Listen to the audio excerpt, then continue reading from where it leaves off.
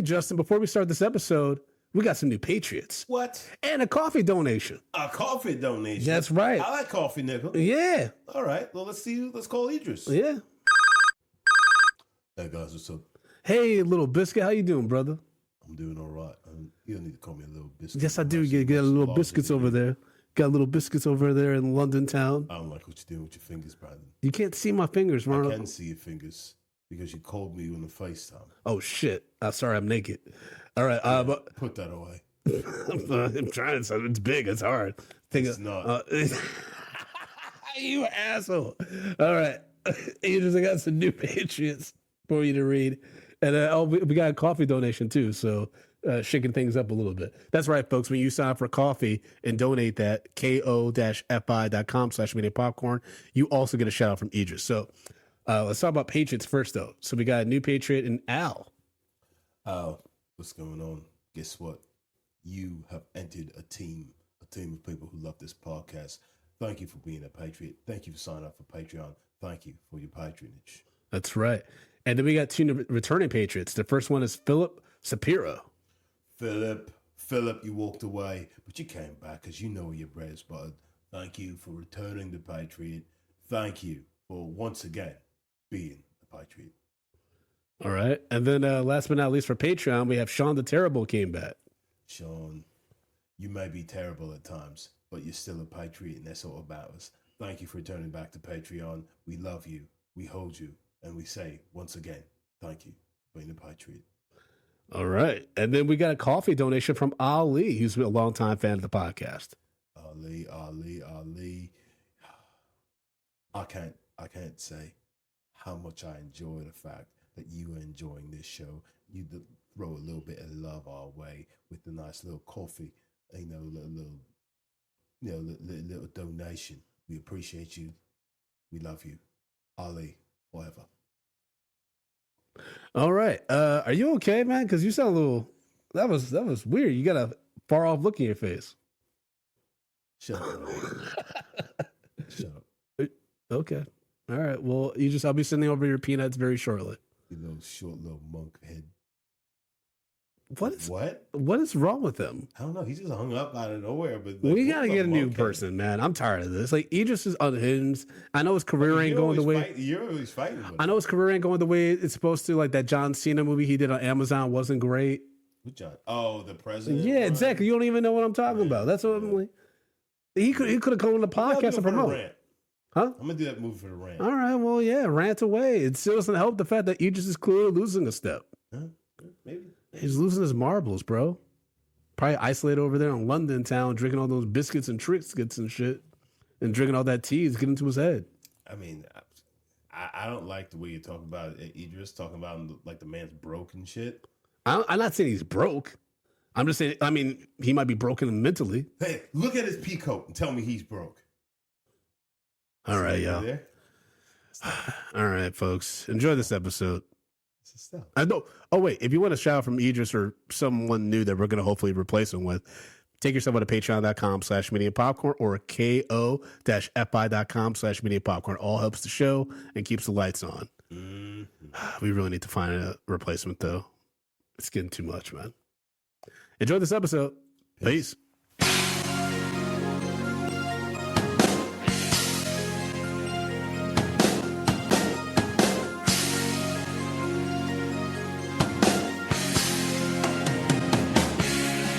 Medium popcorn. We are two niggas spoiling movies. Yeah. Brandon Collins, that's me, and Justin Brown for your movie needs.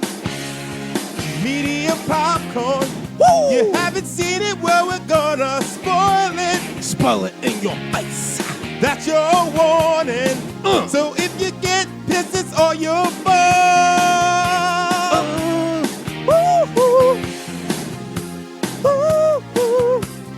What's up, little biscuits and sundried tomatoes? This is your boy Eddie Collins. Guys, and it's Justin Brown. And we are Media Popcorn spoiling movies, and we're about to spoil the hell out of the James Gunn Superman movie that kicks off the new DC universe. It's the first film, because apparently there's Creature Commandos that kind of technically kicks off the universe. I haven't watched it yet, but this is the first feature film. And Justin and I, we've been talking a long time about this movie in anticipation because it felt like there was a lot of writing on it, not just for DC and James Gunn and Peter Safran, but also for like comic book movies in general. Like, if people don't fuck with this, what does that say about the comic book genre going forward? Well, I also think that like I think the big narrative everyone was saying is like everyone was talking about how like, oh, James Gunn's about to save the DC universe and how great this movie's going to be. And I think maybe I was one of the few. It was just like, let's hold on, guys, because we don't know how this thing's going to turn out. And just because James Gunn's given the keys, it doesn't necessarily mean that he's going to do it. And like, while if this movie's good, that this is only just the beginning. We have to wait until like 4 or 5 movies down the road when fucking DC is just like, hey, we want this, we want that. And can James Gunn hold up? So like, that's the real thing that we need to look towards. And it's like, this movie is a first step in, and let's jump to Shark here. It's like in the right direction, but is he going to be able to stick the landing? Because, as we know, Warner Brothers is fucking wild. Yeah, I mean, I will say, I think, and like kind of folks, we're going to probably be jumping around. So just, hold on to your butts, strap in, and try to keep up as much as you can. I think with the hint of Supergirl at the end, like, and from what I understand about what that story is, it's going to be like kind of a road trip, like where she's trying to find Crypto and she's like gone on a bender for her birthday. And I think Lobo maybe takes Crypto or something like that. And it's going to be like a standalone. I think if they keep doing standalone films and allowing different directors to do different things with these DC characters that eventually might lead up to some kind of team up, I think that's the way to go. I think allowing directors and writers to really shine through their work. They're doing a Clayface movie. Fuck it. Do something different. Like, have fun with it. Do different tones. Like, I'm fine with it because I enjoyed this movie. At times, though, I was kind of like, this doesn't feel quite like a James Gunn movie, but maybe he was adapting to meet kind of the DC, vibe or whatever they're going for. But like, there were very few things that I did bother me about this movie. Overall, I was like, okay, I had a good time with this. I thought Nicholas Hoult was great as Lex Luthor. I thought Rachel Brosnahan was a great choice for Lois Lane. Wasn't the biggest fan of her hairstyle. I thought it was a little weird. But I think that's also like it's kind of a little bit outdated. Yeah, I think you're playing down how beautiful she is because like Marvelous Miss Maisel, man, she is fucking Jesus Christ. And I thought David Cornsweet, like, he got better, like, as the movie progressed. I thought we didn't really get to see him as Clark Kent, though. It was mostly Superman, which is actually different than most Superman movies. I think we had like a scene and a half of him as Clark Kent. Yeah, like, it's actually pretty surprising when you think about how little Clark Kent they had. I did appreciate, though, and because, just I've talked about this with the superhero character. I did appreciate the quick line that, what's his name, with the bowl cut guy, Gardner, the Green Lantern dude, Nathan Fillion, when he mentioned the glasses, Clark Kent's glasses basically have an effect on you where you don't see him, like, he looks different to everyone else than Superman looks. Yeah. So I was like, okay, I appreciate that quick line because that's always bothered me about the fucking duality of Clark Kent and Superman. It's always bothered me. But like, again, like, I think if you're trying to if you're going into this movie and hoping it's going to be like a darker tone, similar to Man of Steel, you're going to be disappointed. Even though I will say it was a lot more violent than I thought it would be. Yeah. I definitely agree. Like, we opened with him spitting out blood because he finally, he lost his first fight ever to Ultraman. Like, that was pretty wild. Like, to just open like that. I was like, okay. Well, I think the opening was actually pretty cool of just like, what they've been around for 3,000 years, right? Metahumans have been around for 3,000 years. He, his ship crashed 30 years ago. 3 days ago, he fucking 3 years ago, Superman shows up, and then 3 days ago, he stopped that fucking invasion, and then 3 minutes ago, this nigga lost his first fight. Yeah. And then I love the whole threes thing coming out. I thought that was pretty cool. I imagine there's some sort of numerology or something like that kind of that they're working in there. But I like that. But there's one thing about with the promotion of this, which I feel like did not actually do very well for, was it David Cornsweet? Yes. He, in this film, looks great as Superman. It works. Yeah. Like it totally works. But if you looked at those fucking posters, he looks really fucking stupid.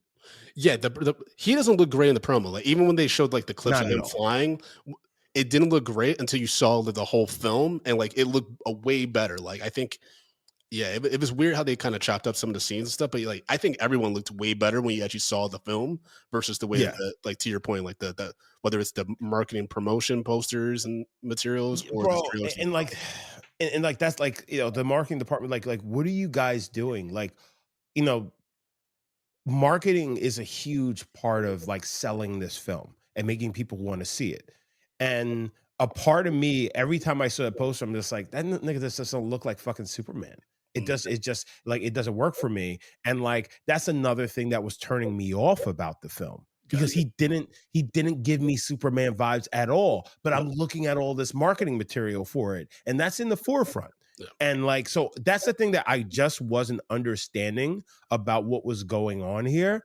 But on the other end, I am glad that they actually did better, in the actual film than their marketing material. And, but like, that's the kind of stuff that will turn people off and make them not want to watch. You know what I'm saying? That's the shit I just don't get. I mean, but it's still, it did very well. The box office is Yeah. doing very well thus far as this recording. I think it's grossed $337 million worldwide. I will say, I think one of the issues that probably marketing faced was that this movie throws you right in. And if we're being frank, very, very simple plot to follow. It's just a lot. It's like a comic book like show. Like it's like a Mhm. lot of different things happening, and like there's not really much room to breathe. The longest room scene we have where we kind of get like some character development is a 12-minute scene between Lois interviewing Clark Kent at like her Yeah. apartment, like them talking about him intervening with the war. And I know there's a lot of commentary, especially this course online, about it represents Gaza and Jerusalem and stuff like that, and like in Israel, I mean, and all these stuff. Yeah.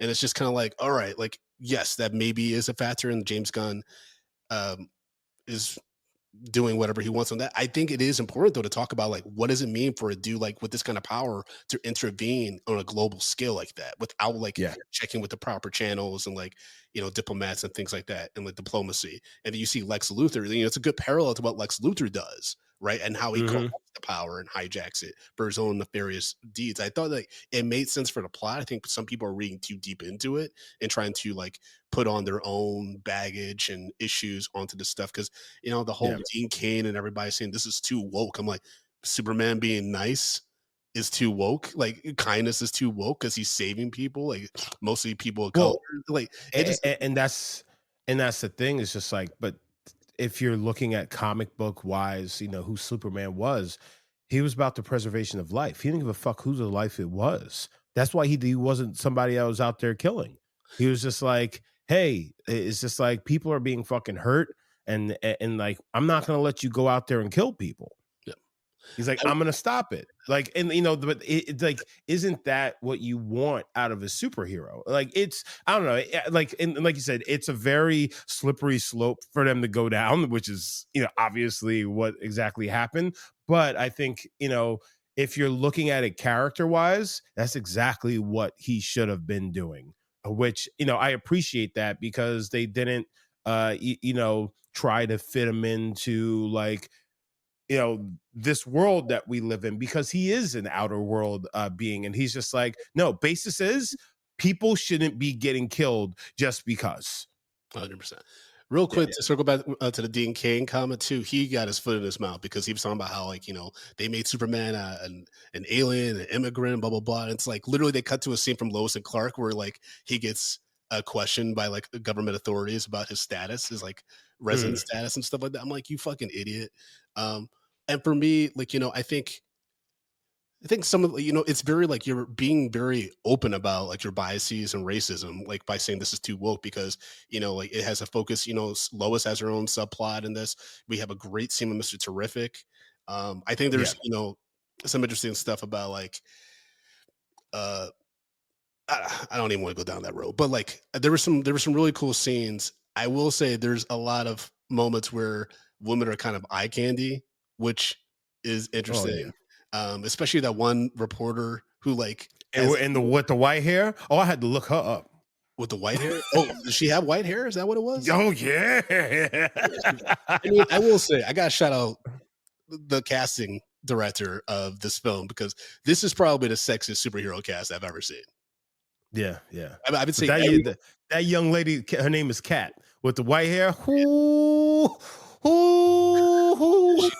she had some bangers, and then Isabella Merced as Hot Girl, like Mhm. she's a baddie. Rachel Brosnahan, I've like had a huge crush on her since House of Cards. Like that's even before Marvel's Miss Maisel.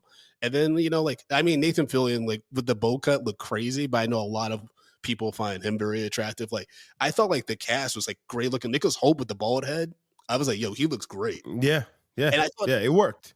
he was awesome, especially the way that he like clearly had studied Superman and like he was good. He was telling his minions like they were fucking playing video games like A1, like telling them all the moves to use Ultraman to beat the shit out of Superman. I was like, okay, that's a cool twist.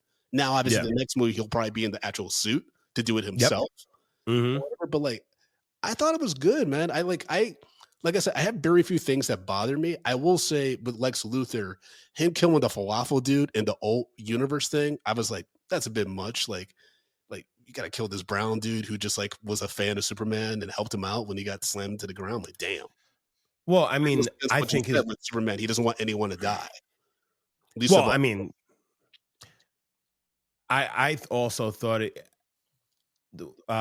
was pretty cool character-wise for Lex Luthor that in that fucking shadow world he has his ex-girlfriend, like random people. Yeah. Anyone that did him wrong just disappears and shit. Where did they like poop, like and pee and stuff. And you always talk about me and bodily like eating ass. And shit. Like you always asking about shit. Containers. Everyone can see them doing their business. They've been in there for a while, bro.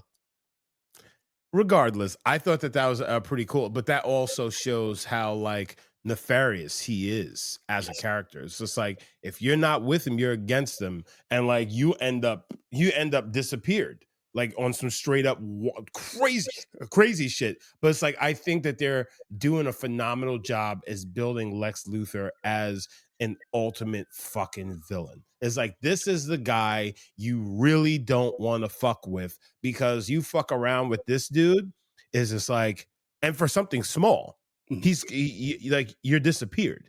Yeah, it's like so I like that aspect of the characterization. Because like we don't really get to see that anymore. It's just like they give sometimes too much nuance with villains, and they're just like so you kind of like them a little bit. It's like just sometimes you got to give somebody who's just pure evil. Yeah, and also like I think it was interesting. I love like Nicholas Hoult. I've been following his career since About a Boy. Like I think he's really solid actor, and I'm just glad to see him in a role where he gets to choose some scenery. And I love that. To your point, I love the scene where he's like yelling at his minions, and he's like, they chose him as their hero, so they get to suffer the consequences of following the wrong guy. Because that's a lot how our political leaders are looking at things these days.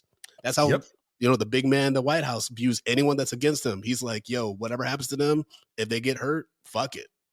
Yeah, they chose the other side, and I'm just like, there's, I don't think it's on James Gunn necessarily to have put all, maybe it's subconsciously he put a lot of the stuff in the script because that's just the world that we live in now, right? He's just reflecting the world we live in. For instance, I listened to an interview that he did on a podcast where James Gunn claims that with the monkeys that were like tweeting like, social media bullshitting on Superman, is that which was hilarious. That seems awesome. That he didn't realize that reflected him getting canceled for the tweets that he made that got him fired initially off of Guardians with Marvel. Like, because the interviewer's like, like that's like parallel to what happened with you, and he's like, oh shit, I never even like connected that. And I'm like, I mean, that does happen sometimes. I write screenplays and like my Tati is like, oh, I didn't, this is really effective how you put this thing in from your life, and I'm like, oh shit, I didn't even realize I did that. That's just what writers and creatives do. I think that and I also like that they did like the different thing with the parents with Jor-El. It was played by Bradley Cooper. I thought the mom was Lady Gaga for a quick second. I was like, is that Bradley Cooper and Lady Gaga as like Superman's parents? But it was Wait, Bradley Cooper was the father? yeah, in the image. You remember like the video, and when he says basically like humans are weak, so you gotta like basically kind of take over and stuff. And that's the only thing that like Oh shit! I didn't even was Bradley fucking. Cooper. That's the Yeah. only thing. So these are the things that like were like not troublesome, that didn't bump for me quite 100% because it is a Superman movie, and like you got to have the Rock'em Sock'em fights and like things like that, where it's like, hey, you might have to take over the planet, like because humans are weak or whatever. I think the issue is this iteration of Superman. Why I think it's very effective, and I'm interested to see where it goes. There's a lot of stuff we've seen before this that kind of touch on things similar and a little bit edgier, or like made it like because they got there first. It's unique. Like Invincible did quite a few of these things, these story beats before already Yeah. in the show, right? And other obviously like other iterations of Superman and like DC, Marvel stuff. And so it's like it's hard to be original in this genre now. It really is. But Sure. I think they did the best. I think involving like including Crypto was a good move. I like I'm not the biggest fan of dogs, but I thought he was cute. I thought it was fun. Did you hear that that because of Crypto the dog in this movie that dog adoptions have went up like 800%? That's Like, insane. that's nuts. Yeah, that's crazy. Also, like people are fucking sheep, nigga. If you like, what are you doing? Well, also, come on, like this is why you decided to get a fucking dog. It's just like maybe it's like maybe you need some love in your life. Go get a fucking dog. But you had to watch Superman, be like, oh, I need a dog now. Like, what are you doing? Also, this is not the best dog you want to be modeling fucking pet ownership after. I love that Superman was like, I mean, I don't like him. He's not even a good dog, but like he's probably scared. I was like, there's moments like that where I'm like, he's just genuinely a good person. Like, despite like even like if he doesn't really like something. And like this is the cynic of me, man. There were scenes where like he's saving people from destruction, like with the kaiju monster that grew and shit's destroying Metropolis, where I was like, man, it must be fucking exhausting to be Superman because you gotta save all these fucking dummies who were like recording destruction on their phone. It's like, get the fuck out of the way. Why do I gotta spend the 2 seconds I spent saving your ass? I could have been trying to stop this thing from destroying more buildings and possibly hurting other people. And it's like he's got to do that constantly. It's like it's exhausting. That's why like I love when like like the one thing in the background when he's talking to Lois in the apartment, like there's like some like a weird globe thing with an eyeball, and like the Justice Society or whatever are fighting it. Justice Gang. Yeah, Justice Gang, and he's just like talking to Lois, like he's not even like paying attention to it. And I'm like, I like that. Like Superman deserves a day off, or like, he's just like, aren't you guys just like they said they got it? I'm just like, he's like, I don't need this shit right now, man. And I love that there was like payoff for like even characters that were kind of annoying, like the Eve character, like Luther's girlfriend with the selfies. I was like, this is just kind of annoying. What's the point of this? And then it actually led to a huge plot point where she was taking the selfies that had all incriminating evidence against Luther. I was like, oh, okay. I see you, James. I see you. Yes, like, he's just like, oh, just in case you fuck me over again. Yep. Yeah, because this isn't the first time that he's fucking like, kicked her out or whatever. Because like, well, and she knew about the alt universe and how he puts the X's in there and shit. So she knew that was above her head and stuff. Yeah. So it's like, like that's like, it was actually really cool that she was like, yeah, she's not the smartest person. She is like, one of those people who's just, very insufferable, but she also understands what the fuck is going on and that she needs to take care of herself in some way, shape or form. Like, I like that in the sense of like, it really put a spin on the random fucking sexy woman in a movie that where they're, or the damsel in distress, and making them is just like there's value in these kinds of people. Yeah.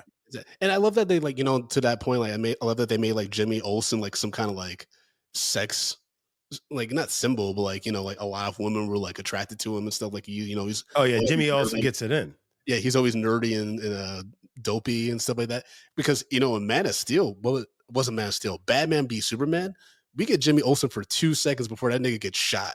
Like they killed Jim. Oh yeah, a lot of people don't even know that guy was Jimmy Olsen. Like he was just a photographer with Lois Lane at the beginning of Batman v Superman. I'm like, no, that's supposed to be Jimmy Olsen. He just got executed in the first 10 minutes of Batman v Superman.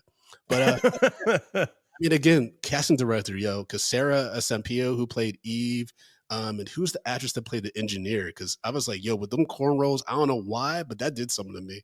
I was like, I was like, yo, she looks hot. The engineer was a cool character, even though there's a scene at the Fortress of Solitude where she instead of just turning around, she like flips her body to face the other direction. Like, you could have just spun around. You didn't, because I'm sure that's not comfortable. Because she's like a human that that engineered herself to be able to do the different talent and the nanotechnology. So I'm like, okay, that didn't seem as efficient, but and she had that bodysuit on. I was like, I'm here for it. I was here for all. Like I said, I thought this was like the sexiest superhero movie. Like, I was like, yo, everyone looks great. They look a lot better, like we said in the trailers make it seem. I thought David Corn Sweat and Rachel Brosnahan, they had great chemistry in their respective roles. And I want to shout out Edie Gathegi, who played Mr. Terrific, because he got screwed over, and he's talked about some recent interviews as Darwin in X-Men First Class. Because I remember that character that just like immediately died after we had this buildup of his character in First Class, and everyone was like, damn, you just did the brother like that. And so for him to get like not only like some real involvement in the plot, but have a really cool action sequence where he's like protecting Lois and he's fucking up the like army compound that's holding a portal into Luthor's alt universe. I was like, this is cool, man. And he looked goofy as hell, but like it was cool. Oh, you mean with the fucking T on the face? Yeah, he looked crazy, but it kind of worked though. Like, it's different. Like, you fully embrace like how these costumes look. Well, it's also like that's not a character that people really know that much about. But it is an important character in DC, and a character that that's been out there, that is a black character that never got any burn, and then boom, people are just like, oh, Mr. Terrific was great. And I've heard that not just from black people, but from a lot of people. It's like, oh, that character, I really like that character. So it's just like, it doesn't necessarily just have to be about race, but at the same time, it's just like that character being great had nothing to do with race. Is the fact it's like they actually just made him fucking cool, when typically they only do that for certain kinds of characters, and then everyone else gets left behind. So it's like, it was good to see them actually give somebody something fun to do, that isn't just like the stereotypical fucking look and feel that we get in Hollywood. 100%. And also, like, that was one of the few, I think this is where I was like, man, this doesn't quite feel like a James Gunn movie. Is like, there were very few needle drops in this movie. And that was that scene, the action scene at the army fort, was one of the few moments where there was like a song playing, because he usually like is very involved in like having like specific soundtracks. Because I remember like Guardians of the Galaxy 1, I think it has one of the best movie soundtracks ever. Like, it's so good. Every song like contributes to the mood you're supposed to feel and stuff. It was very influential in like some of my screenwriting. And so I was kind of like, oh, okay. But I know some people complain about how silly the movie is, but I'm like, we kind of need, like, I feel like this was a good palate cleanser to what's been going on in the world lately. Yeah. Like, I mean, even like when Lex Luthor goes real dark, I'm just like, damn, like, he's executing people and shit, and he's, keeping this one, alien superhero like his kid, so he can like, keep him away so he can torture Clark Kent. I mean, this is where I was like, man, Lex Luthor, like, he's a problem, because like the fact that he came up with that idea to like keep Superman in that like box with that dude who could create kryptonite, I was like, it's pretty genius, man. Yeah. Well, you know what? I also like the fact is that, like, all right, typically when we see Superman, interact with kryptonite, it's just like, oh, I have a tummy ache. Oh, my stomach hurts. And he's like, kind of like, doubled over holding the stomach, type of shit. But like, I like the fact is like it's almost like he was like decaying. Like that, like, I love that aspect of it. It's just like, yeah, this is what it really does, Superman. But even after that dude makes like a fake sun to kind of heal him up a little bit, he still had kryptonite poisoning. So he need to fucking sleep it off and recharge with the sun, just so he can fucking function again. So it's like, and that's after fucking, almost getting sucked into a black hole and have to fucking blow his breath on it, to kind of give them an extra boost to push himself away and all that. So it's like, I think it was really cool that they that in a way they kind of humanize him to a sense. Mm. Yeah. I guess, for a bit, for some things is make they showed that he yeah. can be broken like and physically, because like that's the biggest issue with Superman, right? It's like, how do you defeat the strongest being ever known? You know what I mean? Yeah. Like we open with him being wounded, and then we show him getting fucked up throughout the movie. And again, shout out to the casting, because the people that play Mom and Pa Kent were great. Like they were ordinary schmegula Midwest Kansas folk. Yeah. You know what I Not mean? Kevin Like, Costner. Yeah. which I thought that was fine until he told. I mean, this is Zack Snyder, his crazy ass script. When he told Clark, he was like, "You should have let those kids die." I was like, Jesus Christ. What? He's like, "Yeah, but that bus was sick. You should just let them die." Like, all right, that's definitely not. Like, what was I supposed to do? I'm like, yes, nigga, yeah. And then like Lois takes him in that spaceship from Mr. Terrific and stuff, and she gets to get like some context on Clark, his life, because apparently like they've only been dating for a few months and stuff, and she's still getting to know who Clark Kent is, and so seeing like him 3 in his months bedroom and stuff like that, and I was like, okay, this is cool, and I think that there's an opportunity in the sequel to explore more of Clark Kent, because I think folks forget that James Gunn wrote that. He wrote what would happen if Superman went bad. He wrote that Brightburn movie. Yeah. That we saw. I mean, it's not a perfect movie, but it's like very, like for me, I thought it was like, well, if Clark Kent, like if Superman went bad, like if he was a fucked up kid that was like, you know what, I could just use these powers to kill people. Like I don't need the help. Like, yeah, I could just make my life fucking awesome. Yeah, basically, it's like, I can like be your ruler, right? Yeah, like you just like, I'm your master. Which is why it was interesting, like, because when you think about Ultraman, we find out is a clone of Superman, because Lex Luthor's like, I was able to get a hair follicle from you and clone you or whatever. It's like there's opportunity there for that to be even darker, because there's a weird world where Ultraman like becomes independent and basically is like, I can like rule this shit. Like I don't have to answer Lex anymore. Mm-hmm. I know there's Bizarro that's a similar concept, and so maybe they'll go that route at some point.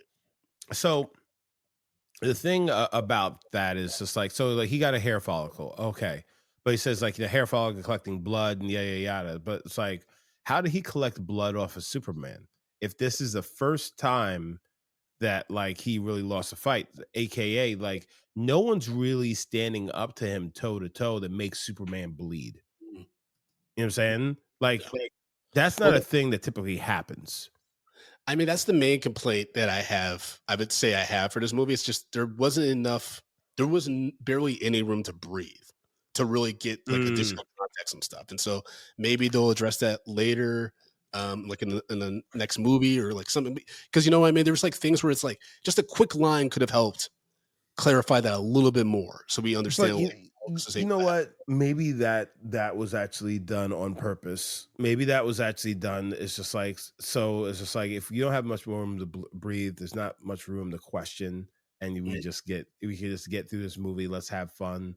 You know what I'm saying? So it's like, maybe it's like, hey, it's quick overthinking and just fucking enjoy the film, which, as reviewers, it's kind of, our thing to kind of fucking tear this thing down and try to, make sense to a lot of things. But on the other end, if you're just a typical movie goer, it's like, hey, just suspend belief and just shut the fuck up and just enjoy. Yeah, because like James Gunn does also give off that kind of guy who's just like don't worry about all that stuff. I did like also that James Gunn, he does a lot of things like found families and things like that, and I love that he allowed the Justice gang. Yeah. Fucking Guy Gardner with that dumbass name and that dumbass haircut. I love at the end when the Metamorpho is like, oh, I like that name, and he's like, you're in. When they go to like help stop the war, and like you get to see like the Green Lantern powers in play. You saw Hot Girl, she basically beat the shit out of that dictator. You know what I mean? Like you got to see them. He's just like, you can't kill me. It was like, I'm not Superman. Yeah, she's like, I don't give a fuck. And I like that too, because it's like, oh yeah, these superheroes, like that's the thing that like kind of happened. Like Marvel, I think kind of sanitized some of the superheroes. It's like not all of them are good people, or not all of them are responsible enough to make sure that everyone's okay after they beat the fuck out of them. You know what I Yeah. mean? Like, because I've been playing Spider-Man, dude, Spider-Man 2. I'm like, there's no way that like the way I'm beating some of these criminals, they're not dead. Like, I like hit this one nigga with a brick. Like, he's dead. I hit him with a brick across the face. He goes flying into a brick wall. Like, Yeah. he's probably not getting up. Yeah. His brains are on that wall now, sir. Yeah, it's very wild that like in some of these superhero movies they like posit that only the bad guys die, like only like the main villain is the one that probably dies. You know what I mean? Oh It's yeah, like, henchmen are getting fucked up more than anybody. yeah. I mean, even with Superman when he's fighting all like the soldiers, like the like the soldiers in those robot suits, Yeah. he's eye lasering all of them. So unless they're stunned, he's killing them all, right? Well, and they're falling out of the sky onto the ground. like even Tony Stark when he would fall, like he's fucked up. Like, you know what I mean? Like, Yeah. so it's things like that where I'm like, oh, okay, they could do some interesting stuff. Like if they're not saying like they bring in Batman and Batman should be killing niggas and stuff like that, but they could, you know, I think that's one thing that the boys gets right. Like, you know, sometimes you can't even control your powers and you accidentally kill people. Yeah. You know, that's something that like Gen V, the spinoff does a really good job of. Cause like, I'm not going to spoil the thing, but the main character accidentally kills some very important people to her. You know, it's not because she did it on purpose. It's because she discovered her powers and she didn't know how to control them. Like, I'm sure if metahumans were real, like, especially depending on how like they get their powers or when they come about, I'm sure that happens more often than not. You hurt people that you love because you don't know what you're doing. Yeah. Or you just, you don't understand what's happening to your body. Like, especially like the mutants. I think the mutants, they kind of did a good job at displaying that. You know what I'm saying? Like in like some of the early X-Men movies and whatnot, there's like, oh, you just got your powers and you fucking froze your fucking girlfriend and she fell on the ground and exploded into a million pieces. You know what I'm saying? It's like, yeah, of course. Or even when you get older, I think Logan, that's one of the most heartbreaking story elements about Logan was when like Professor X is like, you know, he's got dementia and he's basically like, he's like, I feel like I killed everybody, but I don't remember. Like he's like, I don't remember. It's like, yo, that's what happens though. He's like, you know, he got all fucked up and he accidentally killed everybody with his powers and stuff like that. You know what I mean?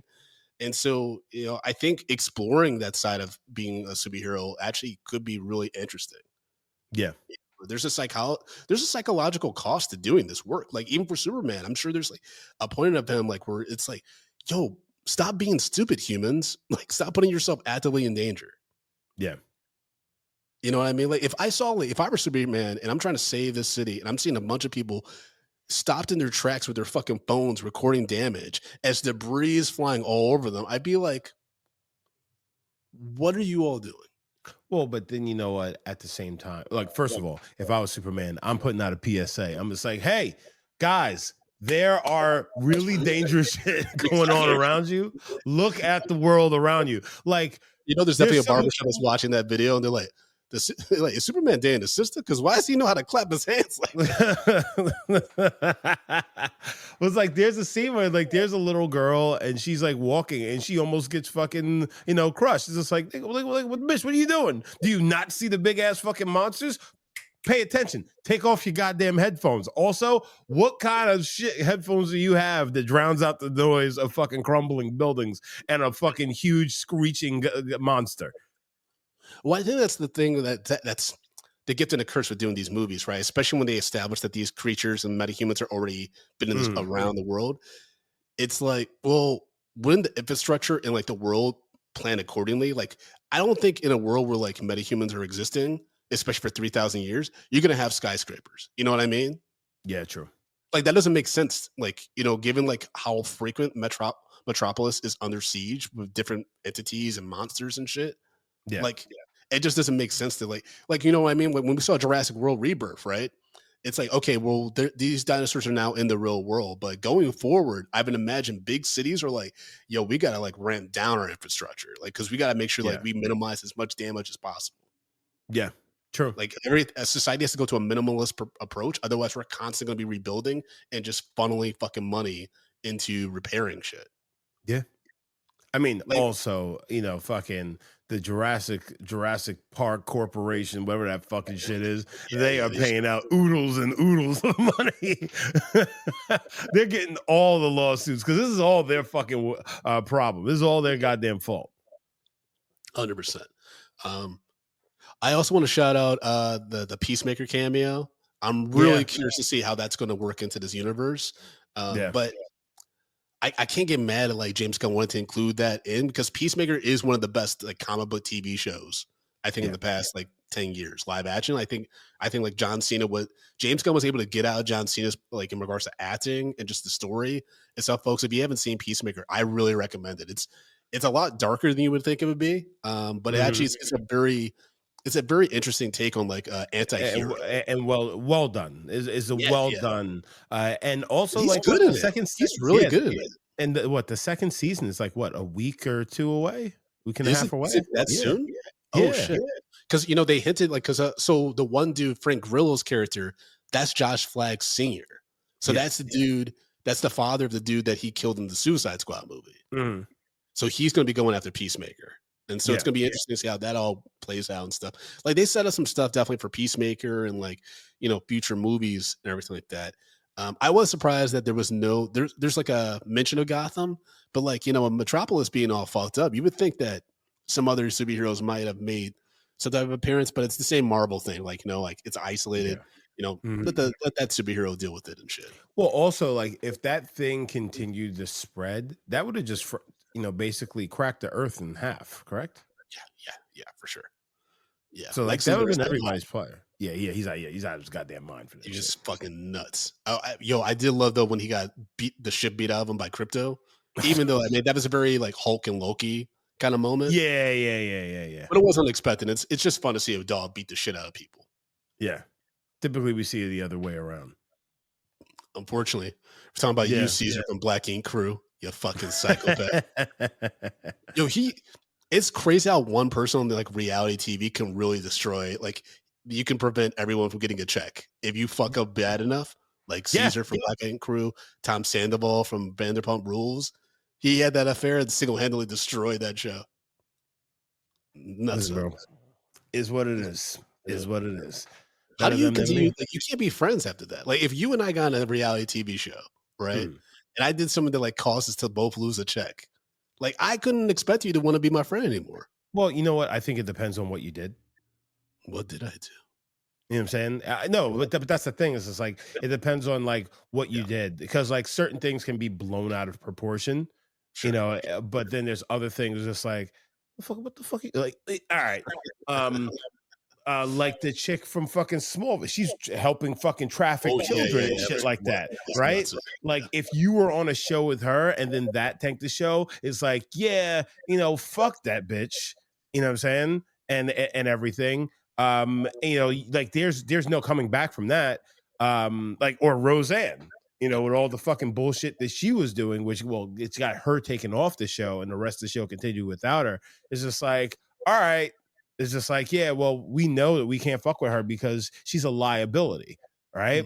But like, if it's something is just like, you said something and somebody didn't like it, and then they just came down on you. Like, well, look at the Colbert shit. It's like, are you really mad at him for fucking telling the truth? Yeah. Right. So it's like, it depends what it is. That's fair. There were quite a few cameos in this movie, including you have Michael Rooker, Palm Cleave, who previously collaborated with James Gunn, who did the voice of Superman Robots. Christopher Reeve's son apparently had a quick cameo as an on-the-ground news reporter. Yeah.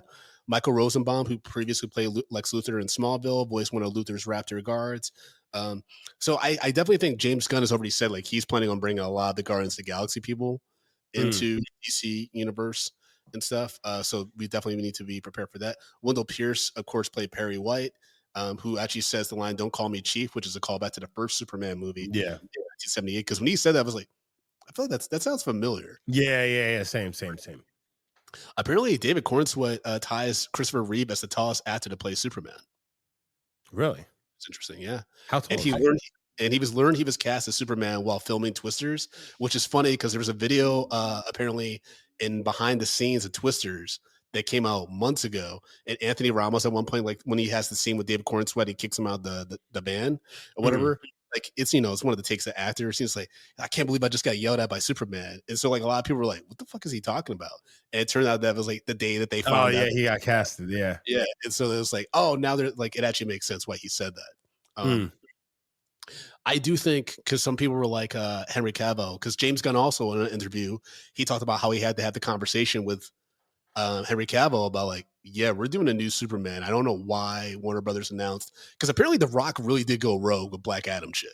Like apparently he like really thought he was going to be the dude, and Warner Brothers was working out their deal with James Gunn and Peter Safran. And so he said we had to sit Henry down and basically be like, hey, we know like you were excited about coming back, but we're actually doing our own different thing, different iteration of Superman. It's going to be younger. But he is hoping to bring Henry Cavill into the DC.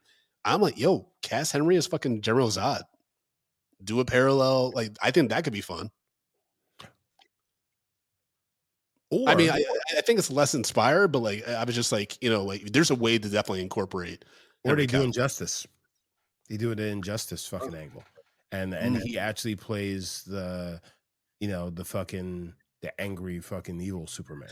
I think after Secret Wars, bro, I think the superhero genre is going to really pivot away from multiverse. I think it's very clear that audiences aren't really excited about it anymore. I think it peaked really with Spider-Man No Way Home. I think after that, people were like, that was perfect. No more of this shit. Like, don't do any more of this stuff. Well, because it's so fucking convoluted. It gets convoluted. Get people like Tati, who's like, just scientifically, this doesn't make any fucking sense. Like, the whole world would be falling apart. I mean, to be fair, Loki season 2 does kind of address a lot of this with the incursions and shit, which the problem for me with like Doomsday that's coming up is I don't think enough people are going to have watched Loki to get what's going on with the different multiverses and the like consequences that's putting. Deadpool and Wolverine kind of hinted at it, but like you really need to watch Loki to understand like the consequences of that and like also how Loki's going to play into all of it. But I'm looking for more trivia before we get to our ratings. So Samara Weaving and Camila Mendez were considered for Lois Lane. Let's see.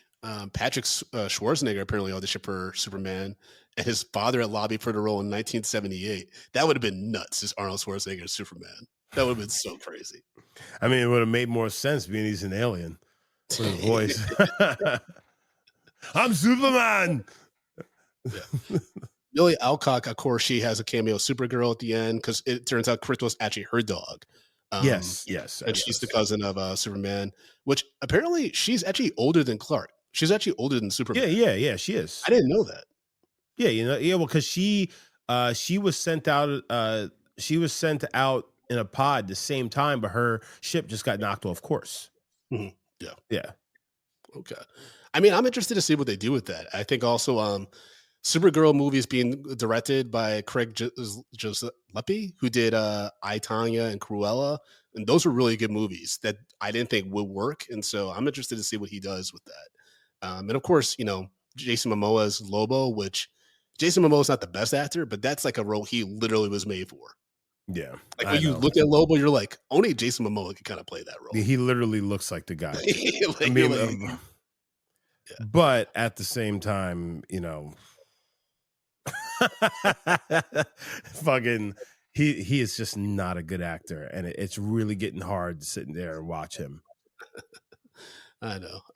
Our producer Lluvia pulled up some Letterboxd reviews of Superman before we get to our specific final review on it.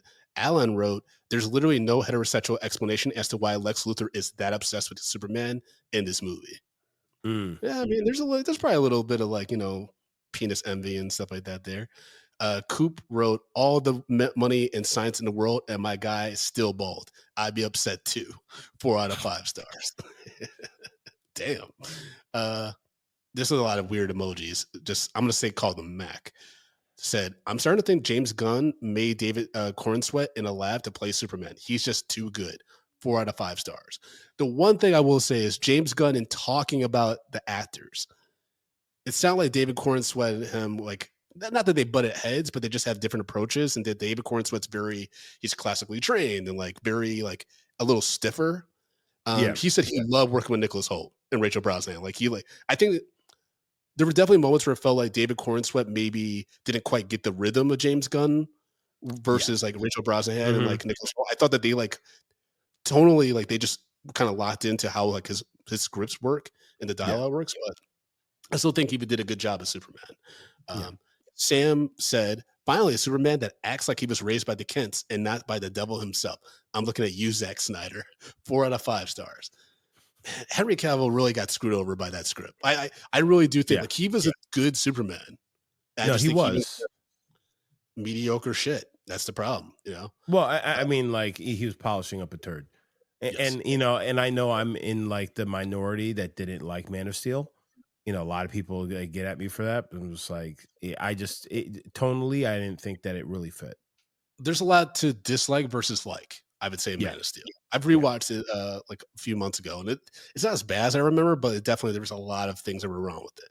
Yeah, but like character-wise, there's a lot of stuff that just don't really line up with the characterization of Superman and everything like that. So. Evan wrote, yeah, holy fucking shit, this rips. As a noted modern comic book movie hater, I genuinely think this is the best one. It has such a unique visual identity that I absolutely loved. About as far left as a comic book could be. We have reached new levels of where we are, so we are so back that we've never seen before. Very anti-Israel, which is awesome to see from a major studio blockbuster. Gunn is the best comic director. I mean, I don't know if it's anti-Israel. I didn't see it that way, but I know a lot of people will interpret it that way. And like, I don't know. Because I don't know. I'm not going to speak to that. And James Gunn hasn't publicly like endorsed that viewpoint. So I'm not going to like comment on whether it's anti-Israel or pro-Palestine or what have you. And Anto wrote, Zack Snyder's Superman found dead in a ditch. 4.5 out of 5 stars. Jesus Christ. And then we did get some Patreon thoughts. And folks, remember, we signed up at Patreon at patreon.com/mediapopcorn. You're guaranteed to have your thoughts and reviews of those movies read on that episode. So Terrence Vaughn wrote, I really enjoyed Superman 2025. The entire cast, especially Cornsweet, Brosnahan, and Holt, were outstanding. I'm hyped for a Justice Group movie, and I'm confident in the direction of the new DCU. The 2 cameos were surprisingly funny. The movie skipped all the origin BS and dropped us into an interesting world of kajus, pocket universes, and snarky robots. I felt great after watching Clark Kent trying to save lives, balance his 2 lives, and cook breakfast for dinner for his girlfriend. Oh, yeah, that's right. He did do that. Yeah. I give this movie an XL popcorn and can't wait to buy the Blu-ray. All right. Thank you for that, Terrence. Sean the Terrible wrote, love the weirdness and freshness of it all. And then I responded real quick on Patreon. I was like, I always have to do a double take when you say something good about a movie, Sean. And then you said, it's a DC property, end of days. So Sean the Terrible usually thinks movies are terrible. Courtney O'Connor wrote, I give it a large popcorn, maybe an XL after my next viewing. Gunn crushed it, like I'm sure we all knew he would. He listened to the fans and skipped the origin stuff and gave us a fun film, not bogged down with exposition. The supporting cast is great, including all the villains and Crypto. Gunn's comedy was approaching the usual corny levels that he puts out, but luckily we don't sit with it too long. And I just want to say, as a longtime comic book fan and fan of the character, I appreciate what they did with the Mr. Terrific character. A level of exposure for a character of color within the franchise's first film that we had to wait damn near a decade for within the MCU. 2008 Iron Man premiere, 2016 Captain America Civil War, T'Challa's debut. Yeah. I mean, do you blame that on Marvel? Do you blame that on the world that we live in? I blame it on the world we live in. That makes also I think I blame it on the lab exposure that studio execs have, and they allow for themselves. Because I've had quite a few meetings with people that just don't know what they don't know, and it's because their circles are so monolithic that they don't realize, like, oh, I'm missing out on a lot of potentially good shit that I could like be mining for content because I just not exposed to those people and those backgrounds. You know, that's why the programs like I did at Universal are so important, and yet they're being phased out, unfortunately. Sean Simmons, MA wrote, I had to get out of the thought that I hated Superman the character. While Superman will never be a favorite, the truth of the matter is that I grew up enjoying Superman to a degree. I'm an 84 baby, so Christopher Reeve is my Superman. I always loved Superman 1 and 2. Heck, as a Nick and Night kid, wow, that took me back. I grew up watching reruns of George Reeves' Adventures of Superman show. My issue with Superman is that I've been subjected to one dud after another since I was born. Even still, I'll check out at least every live-action film that comes out and hope that it will spark an ounce of care in me. James Gunn did it. This film was the definition of fresh. I felt like I was watching something new. This wasn't hitting all the usual beats outside the crazy CGI city smash fest at the end. That threw me off too. I thought it was going to be a lot quieter of an ending. Yeah. But Sean said, I thought we may get out of the movie without seeing one. Same. Thumbs up for skipping all the usual traditional origin story stuff and getting right into the thick of it.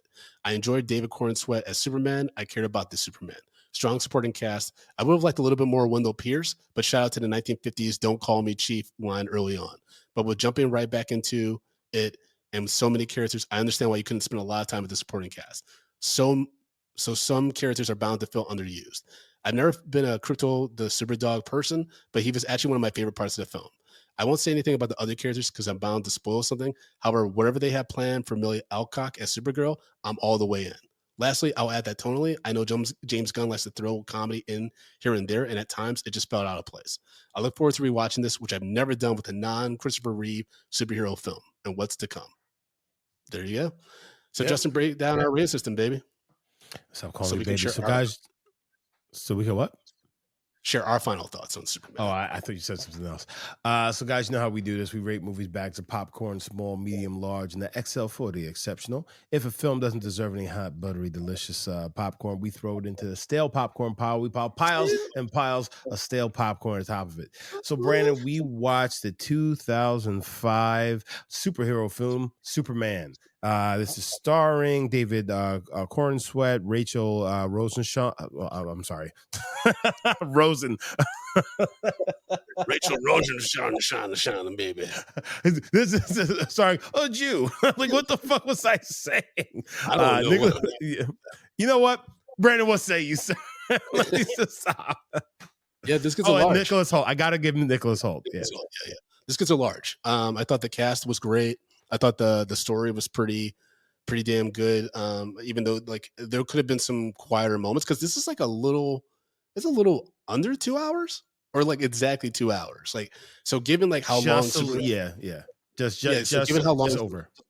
Yeah, how long superhero movies typically are. Like I think you could have like maybe added 5 or 7 more minutes of character development and quieter moments. But nonetheless, I can't get mad. Like this could have been a disaster. This could have really been a shit show. And James Gunn actually did it. And given the pressure that he was under as a studio head and to launch this new iteration of the DCU, I think he did a fantastic job giving everything he was dealing with. And, you know, I think that gets overlooked how much pressure some of these directors are under. Yeah. Right. The only issue, and this isn't about Superman, the only thing is what we just talked about with the studio execs and stuff like that. I need James Gunn to widen his talent pool, especially for behind the camera with writing and directing, besides white guys. Like, it just needs to happen, dude. Like, come on, man. There's so much talent out there. So many people that love these characters in the superhero genre. You got to expand your reach because that's going to become a problem for you at some point if you keep going that route. Yeah, but I mean, especially as you start to delve into other characters, because it's not going to be as black and white as Superman. Yeah, no pun intended. Yeah. But yeah, this gets a large. I really, really enjoyed it, and yeah, I'm looking forward to seeing where they take these characters and stories next. Justin, what about you? Okay, so first, I think before I just drop, what I'm gonna rate this, I'm not a big Superman fan. I think he's a little too cookie cutter for me, a little too, just like he's too vanilla for my liking. There's not much to the character as far as just like, how he's built. He's just like, I do this. This is the way, I'm omnipotent. You can't stop me. And then they keep on adding powers to him to make sure that he's the best, things like that. And I always found that very annoying about the character. And it just like, to me, Superman just comes off as just white America. What they feel, this is who I am, right? And with that being said, and in the whole characterization, like that's what it is, and that's the thing that bothers me about him. But with that being said, I'm glad that James Gunn gave us a movie that's back to the basics of Superman. They didn't try to fucking do some next level shit that's typically not him. They went back to what works with this character. I felt like their Superman, regardless of promotional material, actually embodied what that was. The script embodied of what that was as far as the character is concerned. And for that, for me, holds a lot of weight for this film and any film going further, because if you're going to give us a character that's based off of a long-standing fucking source material, which Superman's like what 80 years old at this point. 80 some odd years old. We need to, like you guys, we know what the fuck he is, and why are we reinventing the wheel time and time again? That being said, I'm giving this an XL. Okay. I was ready for them to fuck it up again, like they've done with so many Superman films beforehand. This one very much is refreshing. It is kind of back to the basics, but in a good and fresh way, which is kind of weird to say in the same breath. I'm really happy with what I saw here. Now, on the other end, full scope, I'm just hoping that James Gunn can hold the line and keep fucking Warner Brothers from fucking this thing up like they do. Because remember, we love Wonder Woman, right? And then what did they do? They fucked it up. His brother plays Maxwell Lord, who was Pedro Pascal's character in Wonder Woman 2. So there's a quick cameo there. So they might be setting up that shit too. So I'm just hoping that that they can keep the party going and they don't fuck it up down the line to where it's just like, here's DC again. Mm-hmm. Well, there you have it, folks. That's a review on 2025 Superman. Hope you all enjoyed this review. Please leave a 5-star review on your favorite podcast application. We will read it on the show. And if you sign up for Patreon at patreon.com/mediumpopcorn or donate to us at ko-fi.com/mediumpopcorn, we will shout you out in a future episode. You might even get a little shout out from Idris Elba, who tends to do that, especially for our new supporters, everything like that. Again, all these links can be found at mediumpopcorn.com. It's also in the show notes. Again, mediumpopcorn.com for our Patreon, coffee, as well as a YouTube link. So all that stuff to support the show, it all helps us keep the lights on. And you can follow me personally at Brodo_Blackens on Instagram and Threads. Justin, how can people follow you on the socials? Guys, you can follow me at JBrownDidder on all the social media platforms. And there you have it, folks. Hope y'all enjoyed this. And, we'll talk to y'all next week. Unless we're on vacation with our flying... Well, we don't have dogs. Our flying cats. Because cats don't get no love, man. They really don't. Because cats are dicks, man. Cats are dicks. Cats are awesome, man. Yeah, they're kind of dicky. All right, y'all. We'll talk to y'all soon. Peace. Peace.